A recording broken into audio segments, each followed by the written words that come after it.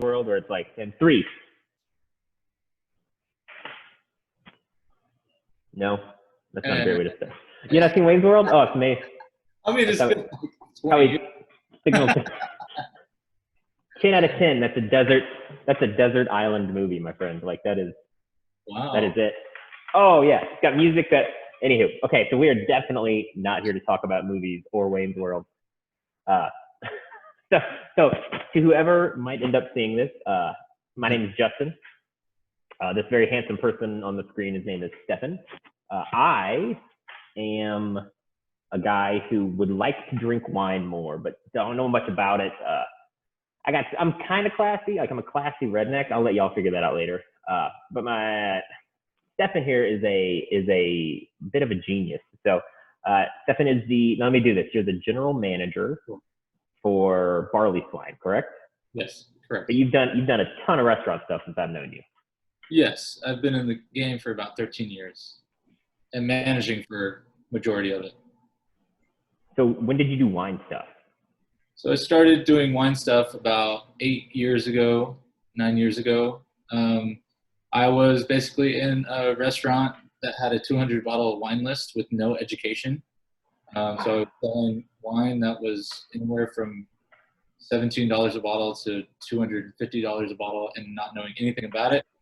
And my anxiety was peaking tableside, and I'm trying to keep my calm about opening up this bottle that I have no idea about. And that felt really uncomfortable to me. So that literally spurred my interest in learning about wine and sort of scratching the surface. And then from there, I progressed to another restaurant and then decided to be the wine guy. And then I moved into management there, and then I started to become certified. So are you the wine guy for Barley Swine? Yes, for sure. I as much as people enjoy the restaurant and the food, it's awesome. 10 out of 10 would recommend. I gotta imagine the wine. So I've had a couple. You've been nice enough to sell me a couple of bottles. Yeah. And really like kickstart my education. So I am very grateful for your anxiety early on, because typically, if I'm at a nice place, I want to spend $50 a bottle. I don't know anything about taste. Like if I'm at the grocery store, I want to buy a box or a bag or Lone Star, right? So being educated helps go up that price scale and really enjoy the good stuff. So you have set me up with 2 dope bottles of wine that are over here where you can't see. Yes. What's the theme? I mean, are these just, you could drink them anytime? Are these better now? Like, what's your vibe on this?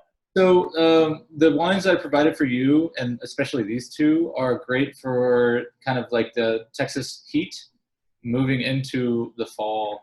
It's like 112 outside. Exactly, and that's the case. It's like the people who live in Texas who are really into really tannic, high alcoholic red wines kind of don't make sense to me. I love white wines and I love rosé wines. Something you could chill down to 45 degrees and pop and drink it very quickly to hydrate yourself.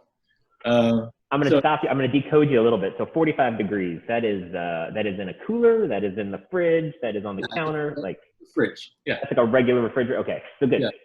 These have been in a regular refrigerator. I can handle exactly.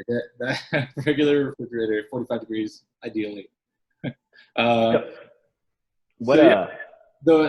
thing about the 2 wines that we have for you today is that they are both from Austria.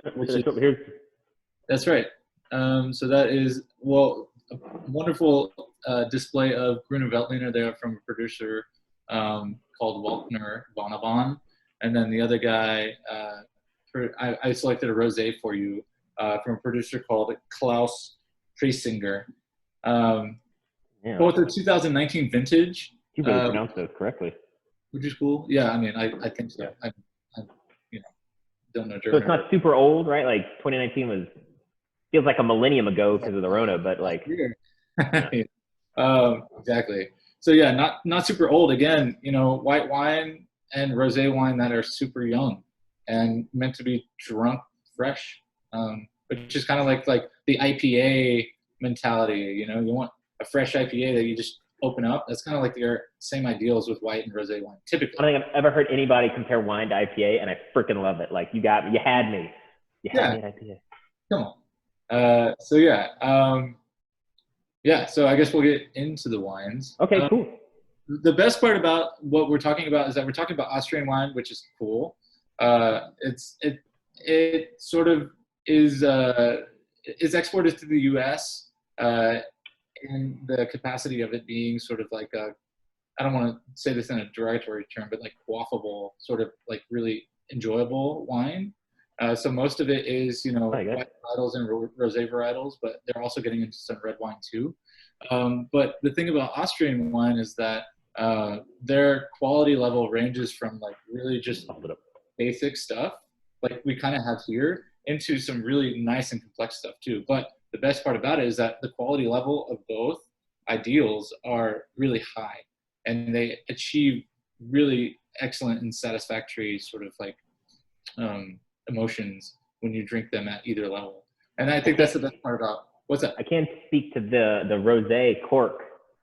Yes, Rock there's some emotion in the cork. that guy is awesome. He's That's a dad joke in a bottle. I like it. So basic. So I'm not gonna be outclassed by this wine, but I can definitely. I don't know, man. So okay, are we doing this one? Or are we doing the pink one? Sorry, the rosé. We're doing the white one first. Okay. And we didn't open the white one because Austrian and Australian and some German, they have what that is called a screw cap or a Stelvin enclosure. A little trick to opening it is not twisting off the top, but holding the bottom part, the bottom band, and twisting the bottle. So just. Yeah, there you go. That is super satisfying. And then you could just. Ladies, yeah. That's amazing. Okay, well, that is how you get a great tip as a waiter. Exactly. That is dope. Just a regular horn to drink out of? Is there a better glass? Horn is fine. Yes. I mean, Justin, you talk about being a redneck. I mean, it's like, what kind of glass are we gonna use? Well, I don't know. I got. You tell me, bro. Like, I'm in it. I don't know. Regular. That one, the one in the middle. This one? That one, yeah. This one's just like that super thin glass. Okay. That's your kind of like bigger esters and aromatic glass for your Pinot Noir. I couldn't find a solo cup, so that's dope. Are we gonna do flip cup after this or what? Okay. You just called this an IPA of wine, so like, or I guess the grape is the IPA. That's right. All right, so I'm smelling it. Oh man, is it bubbles? Well, first and foremost, Justin, I always tell people to taste it with their eyes first. So prior to smelling it, you're looking at the color, and you're also looking at maybe some gas in the wine. I'm not sure. That's what I see. Yeah, like a little bit.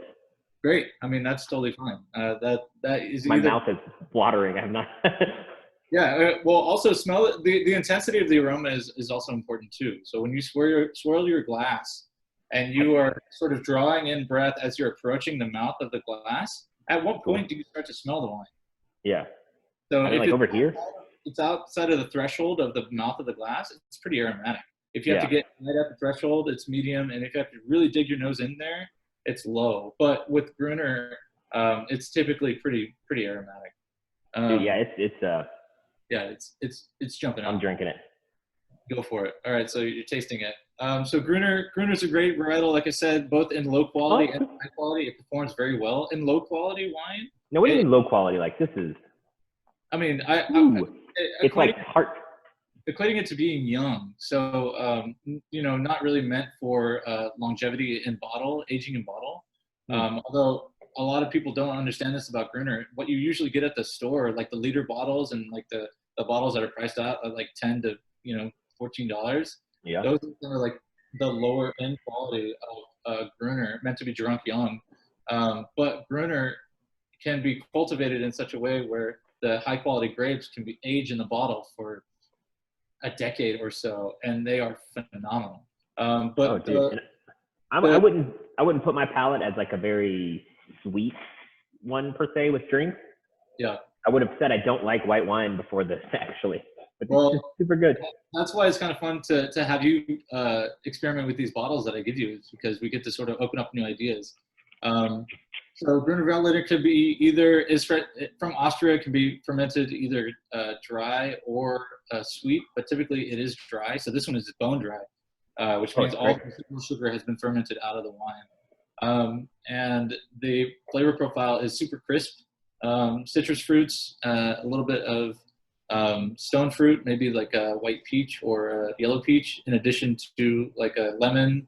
I sometimes get like a melon component, and then there's also like a white pepper characteristic that comes out of Gruner as well. I'm not the guy for those descriptions, and I'm so glad because like you saying that, it's almost like a peppery lemon thing. I totally like, I get like a citrus, but not like Sprite, which is my comparison, right? How terrible is that? I mean, the acid is high too. It's really crisp, and like we talk about minerality in wine, which is something you could talk for volumes about. But there's a lot of translation of like the ideal and perception of like limestone in the wine as well. So I am stuck in the coronavirus, right? Yes. And I'm drinking this at home, not with you, at your house or at a restaurant. So what is this good with? Give me like 3 food things this would be good with. 3 food things? Breakfast, lunch, dinner. Hey. I got jokes. No, I gotta edit. We'll edit that out. That'll go. So 3 food items. I would say, there's something to be said about the wines that you start off the night drinking just without food. So you call them like aperitif wines. This is a great bottle to get home from work and pull out of the fridge and crack and sit on your porch and drink. That being said, it's good with porches. That's one. Yes, good with the porch and the sunset and lovely company. It's also good with like a citrus-based vinaigrette salad that has like a little pepper to it, so maybe something like arugula. In addition to that, I love it with like goat cheese or like a soft rind goat cheese. So anything like that. I mean, it goes well with crustaceans, shrimp, crab, in addition to like white flesh, light fish. I'm totally feeling like I'm drinking like a really good arugula vinaigrette thing now. Like that, you just nailed it. Yeah. So first option, right, is like come to the place, get seated. You guys are super clean. Everybody's proper hygiene. We love that vibe, right? But like, so say I want to do pickup instead. How do I get this? Well, we have an online ordering site that we run through Toast. So this one, right? Because that's obviously what we're doing. Like, yeah. So that wine is available on that list for $21 for takeout. So from a restaurant? That's right. The takeout is marked up differently from in-house. Okay. So if you're ordering wine, we should lead with that. Oh my God. Okay, that's awesome. So this is the thing. A lot of restaurants are marking their takeout wine way down. So typically, restaurant wine is marked up 4 times. That's typical. Yeah. But with the takeout program that we have, we're marking up twice. Some a little less. I mean, actually, most a little less to get rid of inventory and just make a little money. Yeah. So right now, it's in everybody's benefit to look at a good restaurant and see what's on their takeout list. Like my list has bottles on there that are marked down to 1/5 of what they naturally are on the list, which is saying something. There's a lot of high-end bottles that are worth. So what I'm hearing you not say is that you buy this and then tip double because people are still working. Let's tip well. I freaking love that. So that's a home run. Friday, Saturday, Sunday. Are you open all weekend? Thursday, Friday, Saturday, and Sunday. We are on takeout on Friday, Saturday, Sunday. But they can get wine Thursday, Friday, Saturday, Sunday. That's right.